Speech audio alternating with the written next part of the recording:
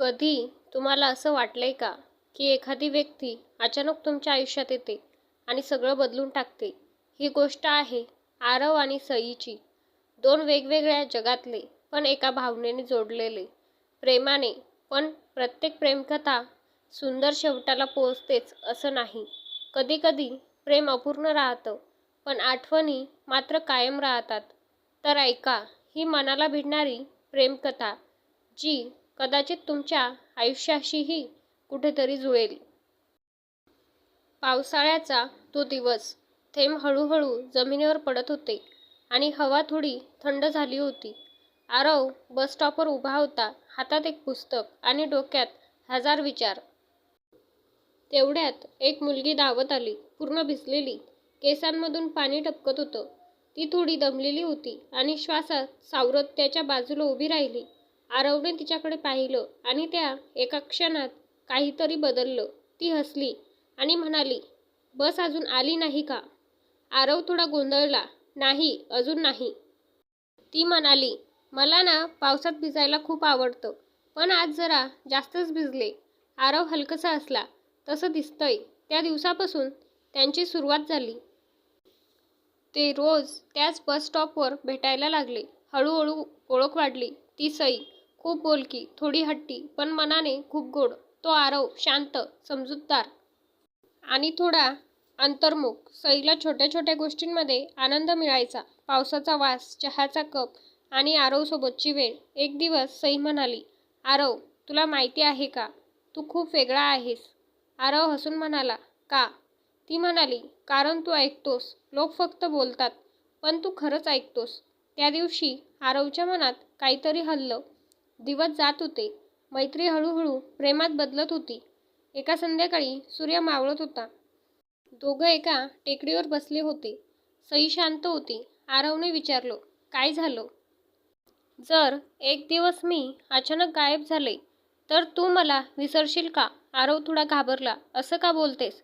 ती फक्त हसली. "असं काही नाही, फक्त विचारलं." आरव म्हणाला, "तू जर नसशील तर विसरणं शक्यच नाही." त्या दिवशी सईच्या डोळ्यात पाणी आलं, पण तिने ते लपवलं. काही दिवसांनी सई येणे बंद झालं. पहिल्या दिवशी आरव वाट पाहत राहिला, दुसऱ्या दिवशी आणि मग दिवस आठवड्यात बदलले. ना फोन, ना मेसेज. आरव बेचैन झाला. त्याने सईच्या मित्रांकडे विचारलं, पण कुणालाच काही माहीत नव्हतं. एक दिवस त्याला एक पत्र मिळालं. ते सईचं होतं. त्याने थरथरत्या हातांनी ते उघडलं. "आरव, जर तू हे वाचत असशील तर मी तुझ्यापासून खूप दूर गेले आहे. मी तुला सगळं सांगितलं नाही, कारण मला तुझ्या डोळ्यात दुःख पाहायचं नव्हतं.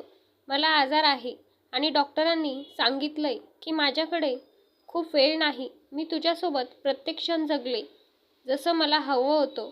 तू माझ्यासाठी खूप खास आहेस आणि नेहमी राहशील. मला माफ कर. मी तुला सोडून चालले आहे, सई."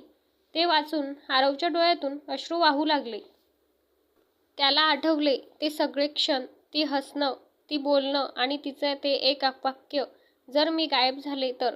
आजही आरव त्या बस स्टॉपवर जातो, पावसात उभा राहतो आणि मनात एकच विचार येतो, ती आली तर. पण तो जाणतो, ती फक्त आता आठवणीत आहे. त्या पत्रानंतर आरव पूर्णपणे बदलला होता. तो आधीसारखा हसायचा नाही. लोकांमध्ये राहूनही तो एकटाच वाटायचा. पण एक गोष्ट त्याने कधी सोडली नाही. तो रोज त्या बस स्टॉपवर जायचा. पाऊस असो, ऊन असो, तो तिथे उभा राहायचा, जिथे त्याने तिला पहिल्यांदा पाहिलं होतं. एक दिवस परत पावसाची तीच संध्याकाळ होती. हवा थंड आणि सगळं काही अगदी तसंच. आरव शांत उभा होता, डोळ्यात थोडं पाणी आणि मनात खूप आठवणी. तेवढ्यात त्याच्या मागून एक आवाज आला, "बस अजून आली नाही का?" आरवचे हृदय एका क्षणासाठी थांबलं. तो हळूहळू मागे वळला आणि त्याने जे पाहिलं ते पाहून तो थक्क झाला. ती सई होती. तीच हसू, तीच डोळे आणि तशीच पावसात भिजलेली.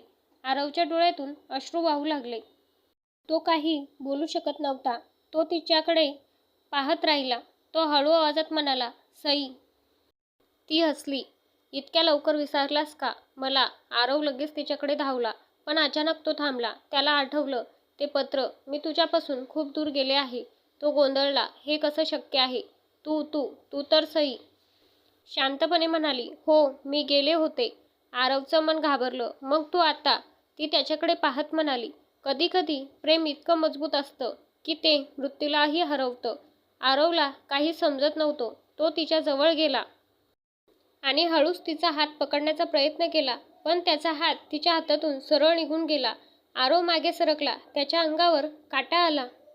सई, हे काय आहे? ती हलकसं हसली, पण तिच्या डोळ्यात दुःख होतं.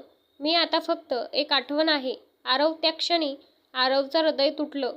नाही, असं नाही होऊ शकत. तू इथे आहेस, माझ्यासमोर आहेस. सई म्हणाली, मी इथे आहे, पण कायमची नाही. मी फक्त तुला एका शेवटचा वेळ भेटायला आले. पाऊस अजून जोरात पडत होता.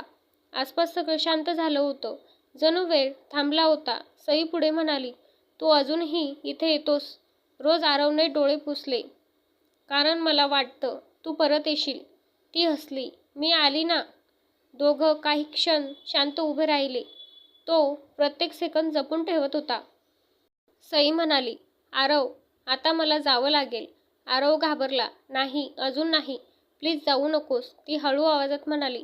प्रेम म्हणजे फक्त सोबत राहणं नाही, कधी कधी सोडून देणंही असतं. आरवच्या डोळ्यातून अश्रू थांबत नव्हते. मी तुझ्याशिवाय कसं जगू? ती जवळ आली आणि म्हणाली, माझ्यासाठी जग. तू हस, तू पुढे जा, आणि कधीतरी कोणीतरी पुन्हा तुझ्यावर प्रेम करेल. आरव जोरात म्हणाला, पण मला फक्त तूच हवी आहेस. सईच्या डोळ्यात पाणी आलं. मला माहीत आहे, पण आयुष्य थांबत नाही. हळूहळू ती धूसर होऊ लागली. आरव घाबरला. सई, नको जाऊ. जाऊ नकोस. ती शेवटचा हसली आणि म्हणाली, तू होतास म्हणून माझं आयुष्य सुंदर होतं. आणि ती गायब झाली. पाऊस थांबला. आसपास सगळं शांत झालं. आरव एकटाच उभा होता, पण यावेळी त्याच्या चेहऱ्यावर हलकंसं हसू होतं आणि डोळ्यात अश्रू. त्या दिवसानंतर तो अजूनही त्या बसस्टॉपवर जातो, पण आता तो वाट पाहत नाही.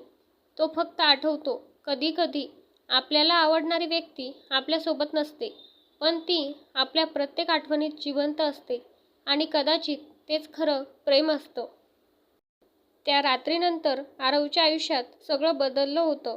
तो अजूनही सईला विसरला नव्हता, पण आत तो तुटलेला नव्हता. सईने सांगितलेलं एक वाक्य त्याच्या मनात कायम राहिलं, माझ्यासाठी जग. हळूहळू आरवने स्वतःला सावरलं. तो पुन्हा हसायला लागला, लोकांशी बोलायला लागला आणि आयुष्य पुन्हा जगायला लागला. पण त्याच्या मनात एक कोपरा असा होता जो कायम सईसाठी राखून ठेवलेला होता. 3 वर्षांनी एक नवीन शहर, नवीन सुरुवात. आरव आता एका कंपनीत काम करत होता. एक दिवस ऑफिसमध्ये नवीन जॉईनी आली. सगळे तिचं स्वागत करत होते. ती हळूहळू आत आली आणि आरवचं हृदय जोरात धडधडायला लागलं. ती मुलगी अगदी सईसारखी दिसत होती. तेच डोळे, तेच हसू, फक्त नाव वेगळं होतं. सिया. आरव स्वतःशीच म्हणाला, हे कसं शक्य आहे? सिया खूप साधी होती, पण तिच्यात काहीतरी खास होतं. जेव्हा ती हसायची तेव्हा आरवला सईची आठवण यायची. एक दिवस सिया आरवकडे आली आणि म्हणाली, आपण आधी कुठे भेटलो आहोत का? आरव थोडा गोंधळला. नाही. बहुतेक नाही. ती हसली. मला पण तसंच वाटतं, पण माहीत नाही का, तुम्हाला पाहिलं की खूप ओळखीचं वाटतं. त्या क्षणी आरवच्या अंगावर काटा आला. दिवस जात होते.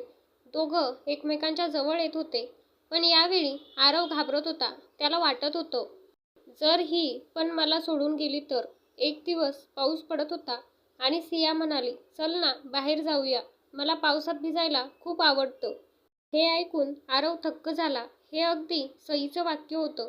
दोघं त्या जुन्या बसस्टॉपवर गेले, जिथे सगळं काही सुरू झालं होतं. सिया आजूबाजूला पाहत होती आणि अचानक म्हणाली, माहीत नाही का, पण इथे आल्यावर असं वाटतंय की मी इथे आधी आली आहे. आरवच्या डोळ्यात पाणी आलं. तो हळू आवाजात म्हणाला, हो, तू आली होतीस. सिया त्याच्याकडे पाहत म्हणाली, काय? आरव काही क्षण शांत राहिला आणि मग सगळं सांगितलं. सईबद्दल, त्या प्रेमाबद्दल आणि शेवटी तिच्या शेवटच्या भेटीबद्दल. सिया शांतपणे ऐकत होती. काही वेळानंतर ती हळूच म्हणाली, मला सगळं आठवत नाही, पण काही भावना आहेत ज्या समजत नाहीत. ती पुढे म्हणाली, जेव्हा मी तुला पहिल्यांदा पाहिलं तेव्हा असं वाटलं की मी तुला आधीपासून ओळखते. आरवच्या डोळ्यात आश्चर्य होतं. सिया हसली आणि म्हणाली, कदाचित काही नातं असतं जे जन्मापलीकडचं असतं. त्या क्षणी पाऊस जोरात पडायला लागला आणि सगळं अगदी पहिल्या दिवसासारखं झालं. सिया म्हणाली, "बस, अजून आली नाही का?" आरव हसला, डोळ्यात अश्रू घेऊन.